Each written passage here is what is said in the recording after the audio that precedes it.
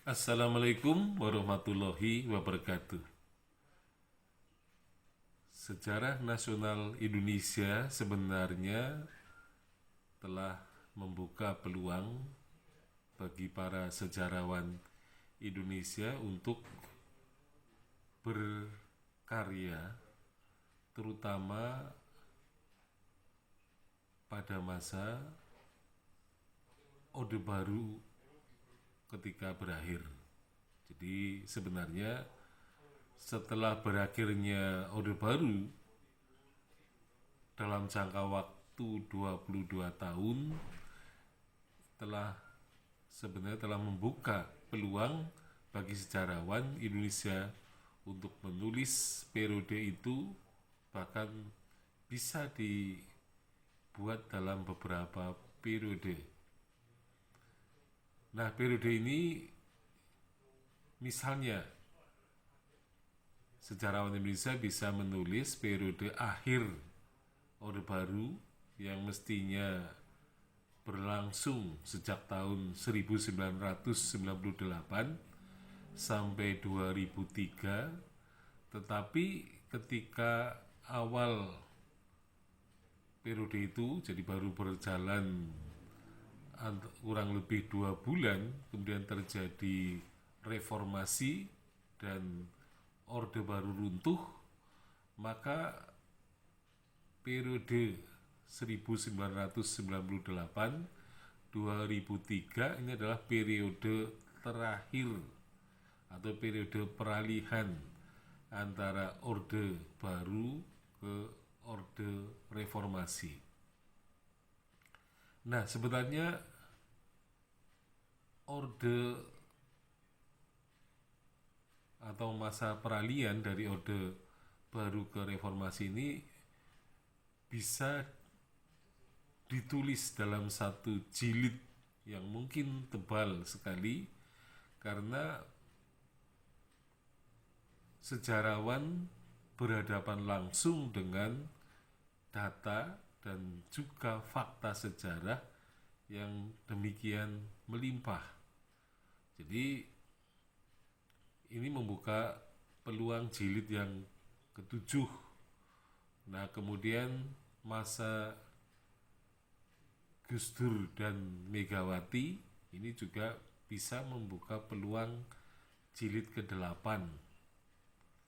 Dan kemudian satu dasawarsa masa kekuasaan Susilo Bambang Yudhoyono itu bisa juga menjadi satu jilid tersendiri. Dan kemudian masa Presiden Jokowi ini bisa juga menjadi jilid yang tersendiri juga. Nah, sehingga kalau dihitung paling tidak ada penambahan 4 jilid SNI ini. Ya, meskipun kita tahu bahwa SNI yang ditulis khususnya pada masa reformasi ini hanya atau katakanlah baru berjalan selama 22 tahun, tetapi 22 tahun bisa ditulis dengan lengkap karena para sejarawannya ini hidup pada masa sezaman. Jadi peluang untuk menulis itu masih sangat besar karena tentu saja didukung oleh sumber sejarah yang melimpah. Nah, jadi ruang dan temporalnya, jadi masalah spasial dan temporal ini bisa disiasati untuk menulis sejarah pada masa yang katakanlah berhimpitan.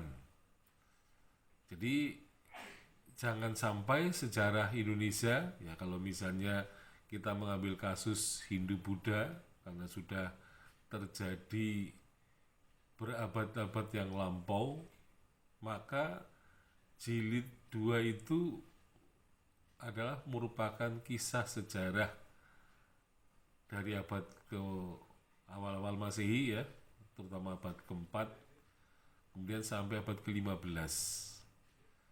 Jadi kalau kita melihat kasus jilid yang kedua, ini sebenarnya membicarakan sejarah yang panjang sekali, ya, yaitu ya katakanlah hampir 11 abad, gitu kan.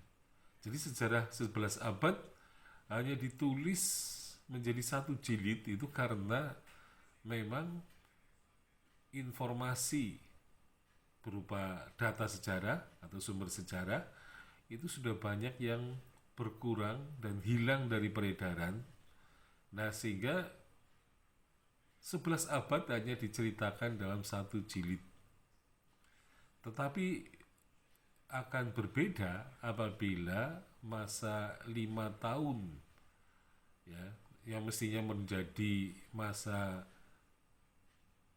berkuasanya Orde Baru, yaitu 1998 sampai 2003. Ini kalau sempat ditulis, ya, sejarawan itu melihat dengan nyata sekali di depannya itu, sehingga kemungkinan besar walaupun hanya 5 tahun masa peralihan dari masa keruntuhan Orde Baru ke reformasi, ini saya kira bisa ditulis beratus-ratus halaman, karena tentu saja pada masa itu sumber sejarahnya melimpah dan juga sejarawannya berada di tempat menjadi saksi, bahkan mungkin dia menjadi pelaku sejarah.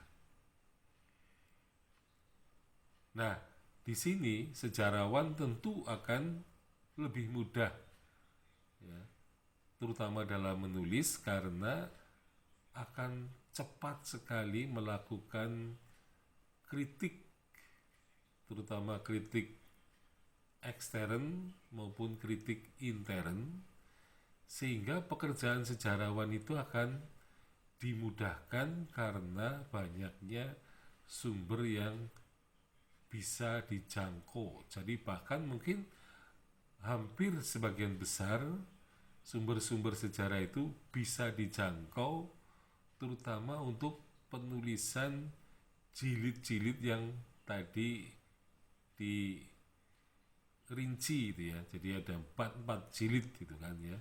Jadi kalau 4 jilid ditulis dalam bentuk masing-masing ratusan halaman, saya kira masih bisa dilakukan.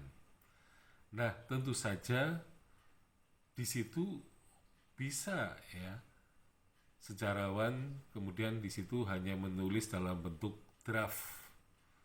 Jadi draft yang sebenarnya perlu diisi sedikit demi sedikit.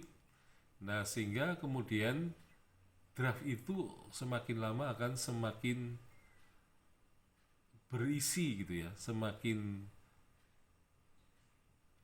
banyak ya, misalnya data yang dimasukkan ke dalam sebuah jilid gitu. Nah, ini sebenarnya merupakan suatu langkah yang memang harus ditulis ya. Jadi sejarah memang sebaiknya ditulis pada masa sekarang, pada saat di mana sumber-sumber sejarahnya memang masih banyak.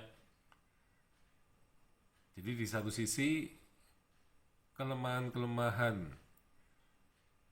atau alasan-alasan bahwa langkanya sumber sejarah akan bisa ditepis karena memang si sejarawannya itu sendiri bahkan mengetahui peristiwanya karena dia hidup pada masa sezaman. Jadi saya katakan tadi, sejarawan bisa berkedudukan sebagai penyaksi sejarah atau menjadi saksi sejarah karena melihat ya peristiwa itu, bahkan laporan-laporan seperti televisi akan kelihatan sangat nyata meskipun ya sejarawan itu berada pada posisi bukan di pusat ya, misalnya peristiwa-peristiwa di Jakarta tetapi dia di daerah, tetapi karena laporan televisi yang begitu gencar, maka sejarawan pun bisa melihat sebagai saksi mata dari peristiwa itu. Bahkan bisa terjadi pula sejarawan itu akan menjadi pelaku sejarah pada masanya, karena dalam peristiwa-peristiwa yang kecil mungkin dia terlibat di dalamnya ya, sehingga sebenarnya ada satu keuntungan yang besar bagi sejarawan jika menulis sejarah masa kini ketika sejarah sedang menuju proses ya. Jadi sejarah dalam bentuk prosesnya, proses terjadinya, orang pasti akan mengamati misalnya detik demi detik, menit demi menit, kemudian jam demi jam, bahkan hari demi hari gitu ya, di mana peristiwa itu akan terjadi. Nah, sehingga kesempatan untuk menulis sejarah nasional Indonesia dalam bentuk 4 jilid ya, yang mengisahkan atau menarasikan peristiwa selama 22 tahun akan bisa berhasil dengan baik manakala kesempatan itu benar-benar diambil dan bukan diabaikan. Sekian, Assalamualaikum warahmatullahi wabarakatuh.